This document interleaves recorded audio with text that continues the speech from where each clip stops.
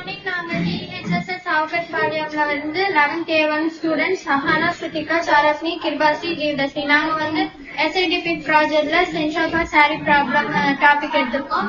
லைஃபுக்கு ரொம்பவே இம்பார்ட்டன்ட் ஆனது உணவு, உடை, வாழ்விடம்.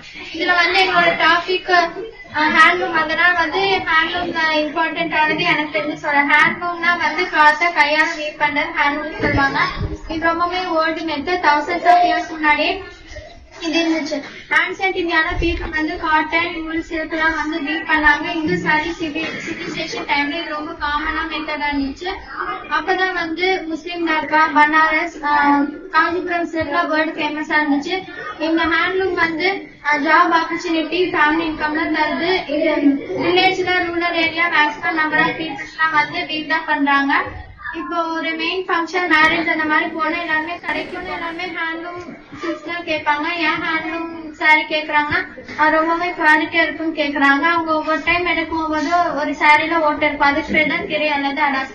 நாங்க அது சரி பண்ணதுக்கான தான் டாபிக் எடுத்திருக்கோம். அது எப்படி வருதுன்னா, நாங்க பட்டு இது ரோல சுத்தியா நெய்யும் போது அந்த ஒரு த்ரெட் மட்டும் கட் ஆகி அச்சு விளக்குல போய் வந்து சிக்கிக்கும். அது வந்து யாரும் பார்க்காம அப்படியே வந்து வீவ் பண்ணிட்டு அது வந்து ஓட்டையா வந்துடும். ஒவ்வொருத்தவங்க அதை பார்த்துட்டு திரும்பி இன்சர்ட் பண்ணிட்டு வீவ் பண்ணிடுவாங்க. ஆனா ஒவ்வொருத்தவங்க மறந்துடுவாங்க. அப்படி அந்த வீவ் பண்ணா ஓட்டை விடுவோம். அதனால வந்து நமக்கு எல்லாமே லாஸ் ஆகும். இந்த ஹோல் சாரி லாஸ் ஆகும். பட்டு, ஜரிகை, மணி, மென்டல் ஸ்ட்ரெஸ் எல்லாமே லாஸ் ஆகும். அதுக்கு தடுக்கதான் வந்து நாங்க சென்சாரை வந்து இன்சர்ட் பண்றோம். ஹேண்ட்லூம்ல சென்சாரை இன்சர்ட் பண்ணோம்னா அந்த த்ரெட் கட்டாச்சா நம்மளுக்கு ரெட் லைட் வந்து தரும். இது இன்சர்ட் பண்றதுனால எல்லாருமே வந்து சீக்கிரமா அதை கண்டுபிடிச்சிக்கலாம். எங்க ஊர்லயும் இந்த மாதிரி ப்ராப்ளம்ஸ் நிறைய இருக்கிறதுனால இந்த மாதிரி ப்ராப்ளம்ஸ் வரனால நாங்க இந்த சொல்யூஷன் கண்டுபிடிச்சா எல்லாருக்குமே யூஸ்ஃபுல்லா இருக்கும்.